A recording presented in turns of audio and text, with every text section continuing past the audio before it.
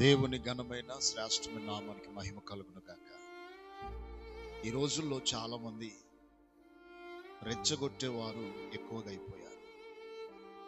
మనం ఎంత తగ్గించుకొని ఉంటున్నామో ఉన్నా ఎంత ఒదిగి ఉన్నా సర్లే ఎందుకులే, ఈ రోజు కాకపోయినా రేపైనా వారు తెలుసుకుంటారు, రేపైనా మారుతారు, రేపైనా కనీసం వారిలో ఒక మార్పు వస్తుందని ఎదురు చూస్తున్నారు.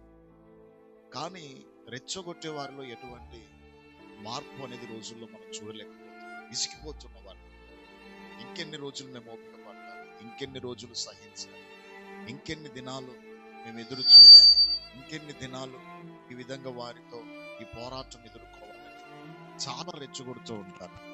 పరిశుద్ధ గ్రంథమైన బైబిల్లో మొదటి సమూయేలు గ్రంథం 17వ అధ్యాయంలో సౌలుకు రాజుగా ఉన్నప్పుడు గొల్యాతు అనే వ్యక్తి ఫిలిస్తీయుడు ఎదురొచ్చి రెచ్చగొడుతున్నాడు.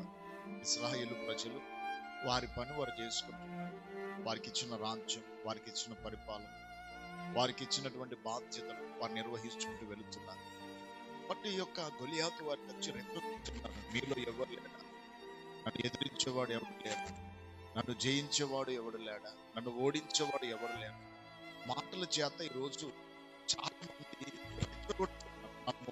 ప్రభువును బట్టి తగ్గించుకుంటున్నా, ప్రభువును బట్టి ఒదిగి ఉంటున్నా, ప్రభువును బట్టి మనం చాలా తగ్గింపు కలిగి ఉంటున్నాం. వాక్యం చదువుతున్నాం కదా, ప్రార్థన చేస్తున్నాం కదా, మనం యుద్ధం చేయొద్దు కదా, ఎందుకు ఈ పోట్లాటలు, ఎందుకు ఈ యొక్క కొట్లాటలు అని మనకు మనంగా ఎంత తగ్గించుకున్నా మన ఎదుటి వ్యక్తి అండి. ఈ రోజులలో చాలా మంది భార్యలు భర్తలు రెచ్చగొడుతూ ఉన్నారు. ఎంత రెచ్చగొడతారంటే వారి మీద చెయ్యి పడేంత వరకు రెచ్చగొడుతూనే ఉంటారు మాటల చేత. అండి నువ్వు ఇట్లా, నువ్వు అట్లా, నువ్వు ఇది, నువ్వు అది, నీకు బతికెక్కడిది, నేను లేకపోతే నీ జీవితం ఎక్కడిది అని ఇలా చాలా మంది రెచ్చగొడుతున్నటువంటి సందర్భాలు ఉంటాయి. ఒక మాట జ్ఞాపకం చేసుకో, 40 రోజులు రెచ్చగొట్టినటువంటి ఆ యొక్క గొలియాతు ఒకే రాయికి కింద కోల్పట్టుపోయాడు. నేను అంటాను, నువ్వు రెచ్చగొట్టే స్థితిలో ఉంటే ఏమండి నీ ఎదుటి వ్యక్తి రెచ్చిపోకపోవచ్చు, కానీ సౌలు రెచ్చిపోలా, సైన్యము రెచ్చిపోలా, ఇశ్రాయేలు ప్రజలు రెచ్చిపోలా, భయపడ్డారు. వాడు అనుకున్నాడు వీళ్ళు భయపడుతున్నారు నన్ను చూశాను. నువ్వు రెచ్చగొడుతూ ఉంటే ఏమంటే నీ భర్త నీ భయపడుతున్నాడని చాలా మంది, నాకు నా భర్త భయపడతాడు, నేను రెచ్చగొడితే కామైపోతాడు, నేను ఎదురు మాట్లాడతాను అని చాలా మంది అనుకుంటారు. కానీ ఒకరోజు దావీదు వలె ఒక వ్యక్తి లేస్తాడు అన్న విషయాన్ని నువ్వు ఎప్పుడు మర్చిపోవద్దు. ఎందుకంటే రెచ్చగొడుచున్నావు అంటే ఒకరోజు ఖచ్చితంగా దానికి నువ్వు ఖచ్చితంగా ప్రత్యామ్నాయం చెల్లించవలసినటువంటి అవసరం ఎంతైనా ఉంది. కాబట్టి దావీదు లేచాడు, ఆయన సంచిలో ఉన్న ఒక రాయిని తీసి ఆ యొక్క ఒడిసెల్లో పెట్టి వెసరగానే ఎదుట ఉన్న భయపెట్టిన రెచ్చగొట్టినటువంటి ఆ యొక్క గొలియాతు వెంటనే నేల కూలి పడిపోయాడు. ఈరోజు నేను ఒక మాట అంటా, నేను ఎంతమంది రెచ్చగొడుతున్నారు, నువ్వు అస్సలు రెచ్చిపోకు, నీ దేవుడు రెచ్చిపోతాడు.